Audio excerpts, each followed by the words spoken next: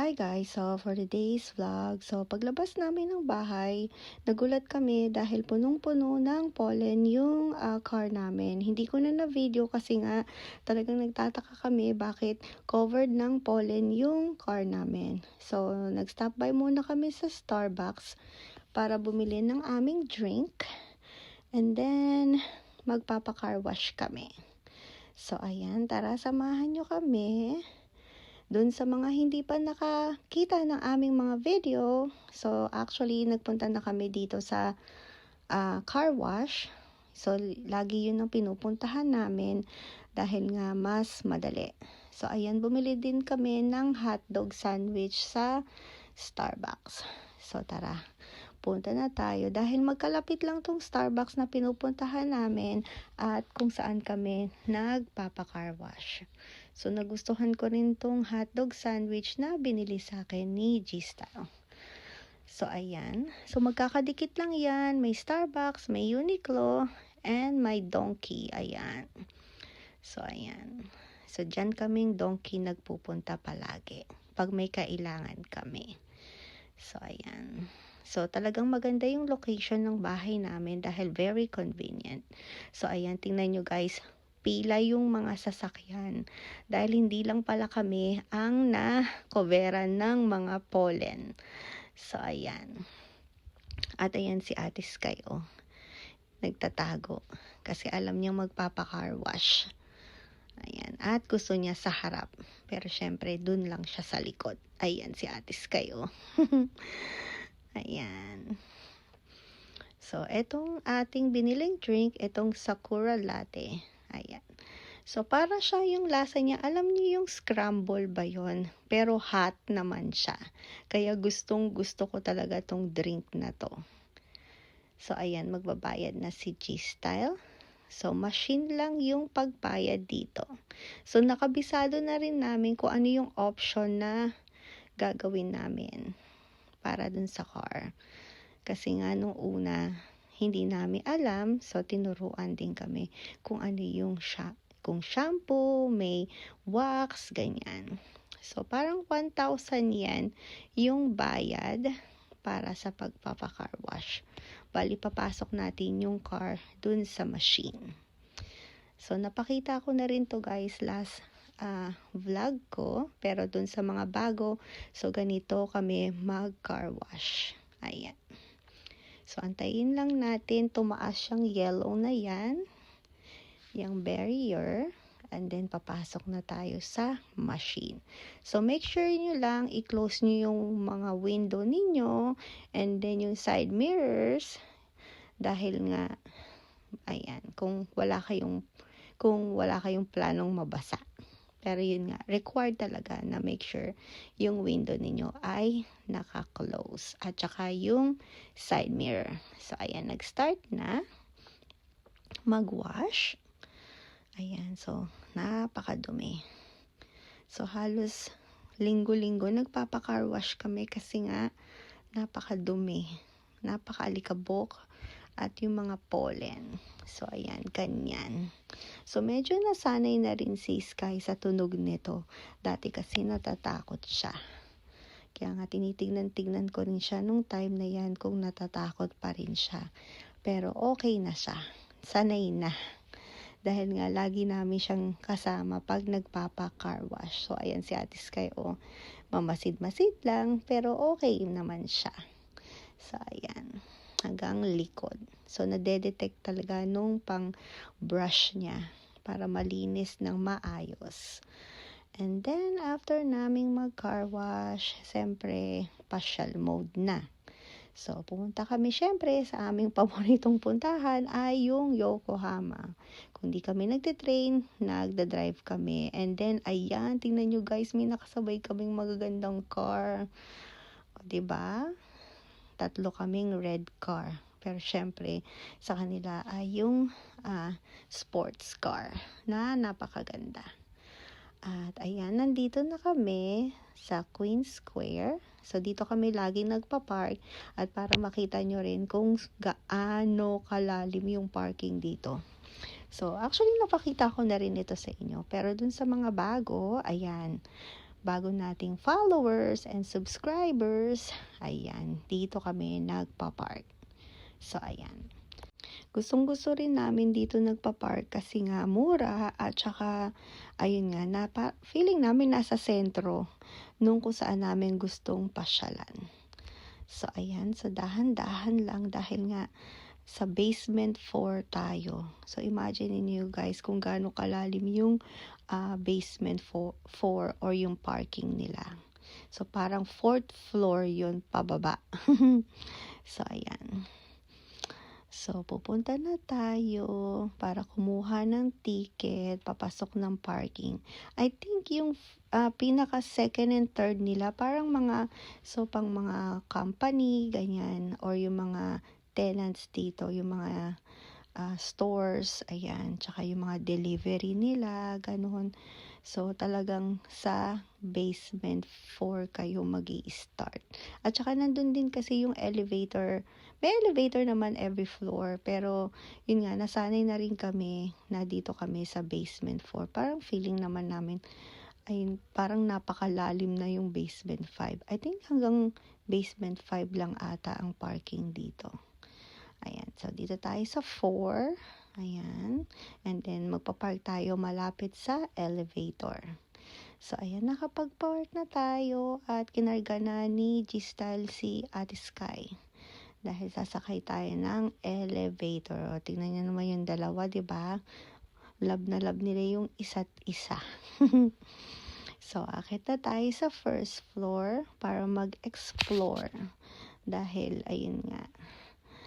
So, labas na tayo ng mall and then maglakad-lakad. So, hopefully, hindi ganun kalamig at hindi mahangin. Kaya nga nakamas tayo dahil nga wala tayong balak sapulin lahat ng pollen sa paligid. Ayan. So, nag-umpisa ng humangin. So, hindi rin namin na-expect na ganito hangin nung araw na yan. Kasi nga, ayan, umiinit na rin kasi dito sa Japan pero pabago-bago pa rin yung weather na kaya hindi mo alam kung ano talaga yung susuotin mo. Kung manipis or kailangan mong magbalot.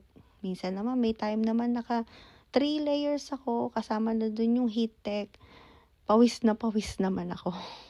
So kaya talagang minsan kailangan mo na lang magdala ng extra. So, ayan, tingnan nyo naman, napakaganda dito sa Minato Mirai. Ayan, kung nakapunta na kayo dito guys, comment down below. Pero yun nga, kung bago kayo, maganda dito maglakad-lakad. Ayan, at marami ding mall dito. At saka yung mga branded. At hindi siya crowded katulad ng Tokyo. So, may mga branded din namang mga or luxury items dito sa Yokohama, Minato Mirai. Kesa sa Tokyo na napaka-crowded. So, mas gusto namin dito dahil nga relaxing at perfect nga mag-walk ng dog. Ayan. So, sabi ni G-Style, maghanap kami kung ano yung pwede namin kainan dahil gusto nga namin talaga itry yung iba't ibang restaurant dito. Actually nga, hindi pa namin na-try lahat kasi nga ang daming option. So, yun nga, hindi ko alam, may plano pala si G-Style, alam mo niya kung saan kami kakain. Ayan, kung nakikita nyo guys, kung meron kayong chikiting, ayan, meron ditong Ampaman, ayan ata yung Hilton or yung Westin. I think yan yung Hilton. And then, dito kami sa Hilton pala kakain, yung Bay Deck. So, ayan. So, may offer din sila ng lunch. Nakalagay ata bar, pero ayun nga, or grill, ayan, dito tayo sa Bay Deck. Bali part siya ng Hilton. Sabi ko nga kay Jesus, sana pala, dito na lang tayo nag-park. Ayan, kasi nga nung nag-check-in kami last time dito sa Hilton, nakita namin itong Bay Deck, yung restaurant nila. So, syempre, kasama natin si Ate Sky, kaya outdoor tayo. At tingnan nyo naman, binigyan ako ng blanket. Bali, tig-isa kami ni Giselle dahil sobrang hangin nung araw na to. At ayan, may clam chowder na Order si G-Style, salad. Bali, isang salad lang yung in-order niya, pero tig-isa kaming clam chowder at spaghetti yung sa akin. Or yung pasta. Yan. And then, meron tayong mussels. And then, ayan, may steak siyang in-order. Ayan, kain na tayo guys.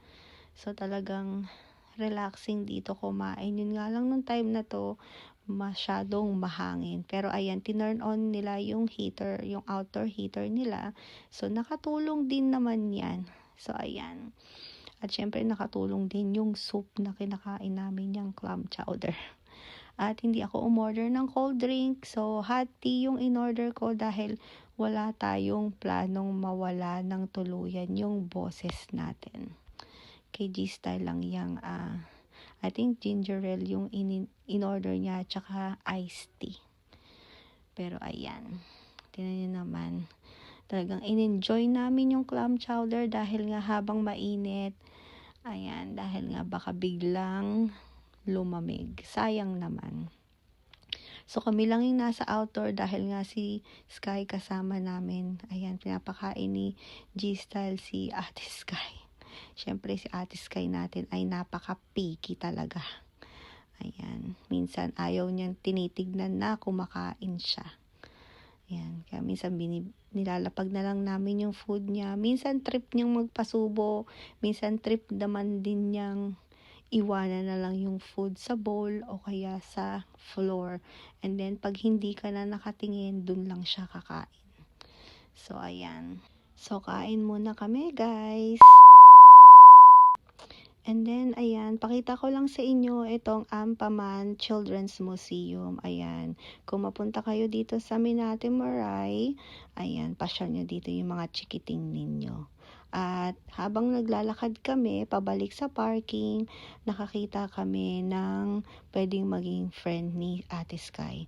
Pero tingnan niyo naman yung Ate Sky, napaka-maldita. Kanino kaya ito nagmana, no? So, ayan, tingnan nyo, ayan, natatakot tuloy yung pwede niya maging friend. Sabi nga namin, magpakabait siya dahil wala siyang friend. So, ayan, nadaanan namin ito, napakagandang sports car. So, ayan, uuwi na rin tayo, guys. At itong nakikita nyong half moon ay Intercontinental Hotel yan, guys. At ayan, nung nakauwi na kami, nagluto si G-Style ng mechado ba to o apritada. Hindi ko sure kung anong tawag dito.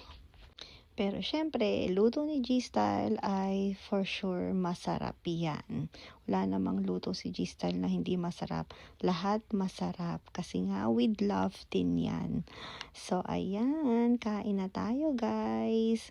So, kumakain na rin si Kuya Jiro at si G-Style nung time na yan. At syempre, wala tayong rice. Ayan. So, ayan. Hindi ko alam kung paano ko kakainin to guys. Ayan. So, comment down below kung ano ba talagang pinagkaiba ng mechado at apritada. So, parang pareho lang yung itsura niya or dahil ba sa ingredients. So, ayan. At meron tayong bird papas. At first time ko makakain nito, ayan. Ganyan yung itsura niya. And then, kumain na si Kuya Jiro. Kinuha na niya isa. And then, turn ko naman. So, ganyan yung itsura niya. O, diba? Ayan. So, titikman natin. I think cream puff to, no, guys? So, ayan. So, first time natin kakain ng bird papas. Ayan. So, are you ready? Ayan. So, ganyan yung itsura niya. And then, pag kinagat mo, ay syempre, hindi matamis dahil wala namang sobrang tamis na dessert dito sa Japan. So, ayan yung itsura niya sa loob. So, ayan. Napakasarap. Masarap to, may kape, pero hindi tayo magkakape at baka hindi tayo makatulog. Siguro bukas ng umaga, i-breakfast din natin to at with matching kape. for sure napakasarap niyan. So, paano guys? Hanggang dito na lang ulit. Thank you guys for watching. Ingat kayo. Bye!